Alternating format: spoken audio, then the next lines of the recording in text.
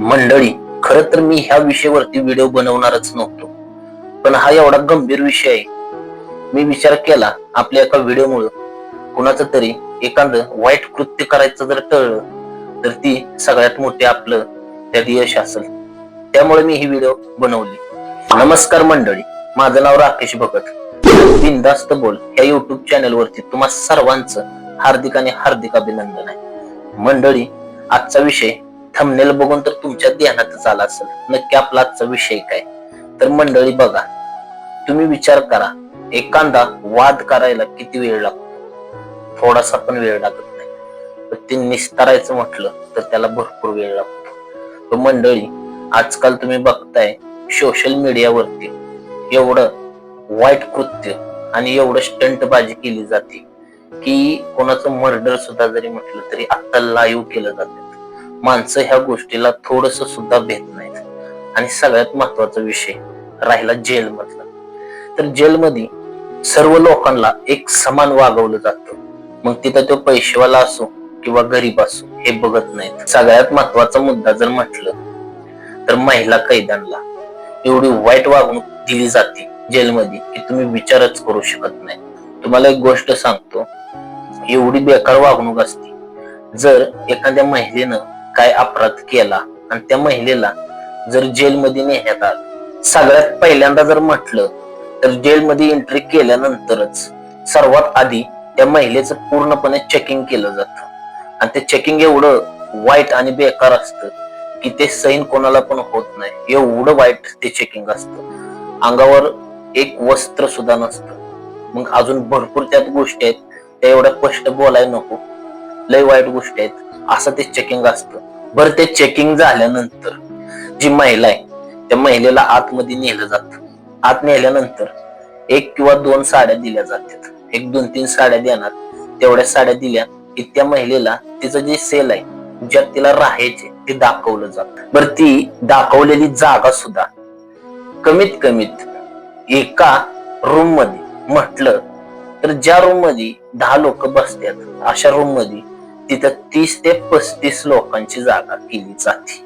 एवढं ऍडजस्टमेंट करून तिथं राहावं लागतं आणि आपलं सामान सुद्धा आपल्या जिम्मेदारीवर जपून ठेवावं लागतं. राहिला विषय, जी खरंच मोठे अपराधी आहेत ज्या महिला, त्या महिलांची सेवा सुद्धा करावी लागते. एवढी बेकार कंडिशन होती की तिथं असं वाटतं की आपण गुन्हा केलाच का, फास लावून मेलेलं सर्वात चांगलं असं सुद्धा वाटतं. एवढ्या वाईट गोष्टी आहेत त्या.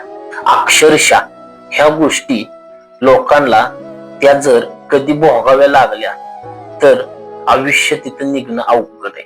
महिलांना अख्खं आयुष्य म्हटलं तरी तिथं काढावं लागतं. एवढ्या बेकार गोष्टी आहेत. आणि चुकून जर एखादी महिला प्रेग्नेंट जर असेल आणि त्या महिलेला डिलिव्हरी झाल्यानंतर तिचं जे बाळ आहे त्या बाळाला सांभाळायला सुद्धा वेळ भेटत नाही. अशा गोष्टी आहेत. जास्त तिथं कोण बघत बसत नाही. स्वतः सर्व करावं लागतं. जेवढ्या दिवस हॉस्पिटलमध्ये ठेवतील तेवढीच त्या महिलेला भेटणारी काळजी, त्यानंतर काळजी नसती. सरकारी हॉस्पिटल मधून डायरेक्ट जेल मध्ये नेलं की तिला सर्व त्या बाळाचं तिचं सर्व करावं लागतं स्वतःला. बर, 6 वर्षापर्यंत ती बाळ त्या आईपाशी असतं.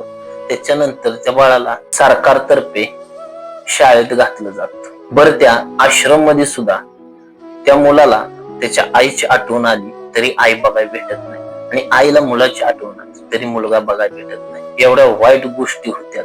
त्यामुळं त्या मुलाचं सुद्धा आयुष्य पूर्ण बरबाद होतं. कारण विचार करा, सरकार त्या मुलाला जास्तीत जास्त 18 वर्ष सांभाळतं. बर, 18 वर्षानंतर जेव्हा त्या मुलाला बाहेर सोडलं जातं नातेवाईकांच्या पाशी किंवा अजून कोणापाशी, तर त्या मुलाला ज्या सवयी जेलमध्ये लागलेल्या असतात, ज्या आश्रम मध्ये त्या मुलाला ठेवलेलं असतं, त्या सवयी त्याच्या बाहेर आल्यानंतर चांगल्या बी लागू शकतात आणि वाईट बी लागू शकतात. तिथली सवय लागण्यावर आहे. चांगली मैत्री केली तर चांगली सवय लागल, वाईट मैत्री केली तर वाईट सुद्धा सवय लागू शकते. त्यामुळं मला सांगा, एका गुन्ह्यापासून सुरुवात होते ती फक्त त्या मुलाच्या आयुष्यापर्यंत सुरुवात आहे. आणि ते महिलेचं तर सुटका होईल का नाही हे सुद्धा सांगू शकत नाही.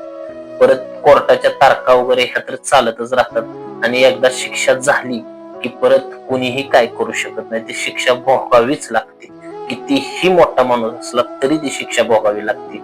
राहिला विषय तिथल्या जेवणाचा जर म्हटलं तर सकाळी तुम्हाला सगळ्यात महत्वाची गोष्ट म्हणजे 4 वाजता उठवलं जातं. 4 वाजता उठवल्यानंतर बाथरूमच्या लाईनीला उभं राहायला लागतं. त्याच्यानंतर आंघोळीच्या लाईनीला उभं राहायला लागतं आणि बाथरूम पण तिथं आंघोळीचं किंवा टॉयलेट हे काय असं भरपूर प्रमाणात नसतं, थोड्याच प्रमाणात असतं. लाईन लावून उभं राहायला लागतं. एखाद्याला इमर्जन्सी असली तरी तिथं जाता येत नाही.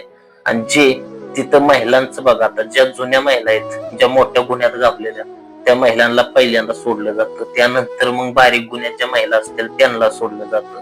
इथपर्यंत सुरुवात आहे. आणि अक्षरशः त्या बाथरूमातनी टॉयलेट मधनी एवढी घाण असती की आपल्यासारखा सर्वसामान्य माणूस त्यात जाऊ शकत नाही, एवढी घाण आहे तिथं. मग आपलं एवढं चांगलं आयुष्य एवढ्या वाईट गोष्टीत घालवायचं का नाही हे सर्वांना समजलं पाहिजे. आणि जेल बनवलंय म्हणजे ते माणसांच्या सुख सुविधासाठी नाही, त्यांना त्रास देण्यासाठीच बनवलेलं आहे. कारण त्या व्यक्तीनं जी कृत्य केलंय त्या कृत्याला ती शिक्षा म्हणून ती त्या व्यक्तीला दिली जाते. पण ती एवढी बेकार आणि जबरदस्त पद्धतीने दिली जाते की विचारच करणार नाही तुम्ही. राहिला तिथला चहाचा विषय, तर नुसतं बुक्की टाकून पाणी गरम करून दिलं जातं. त्यात साखर वगैरे काही वापरलं जात नाही, अजिबात काय नसतं त्यात. त्याच्यानंतर जेवणाचं जर म्हटला, डाळ तर असली असती की ते डाळ त्यात पाण्यात घावत सुद्धा नाही. बाकीचं मिरच्या वगैरे त्यात काय असलं तर असलं, नाही तर तसंच असतं. चपाती म्हटला किंवा भाकरी म्हटलं तर नुसतं रोट दिलं जाते, त्याला तेल वगैरे काही नसतं.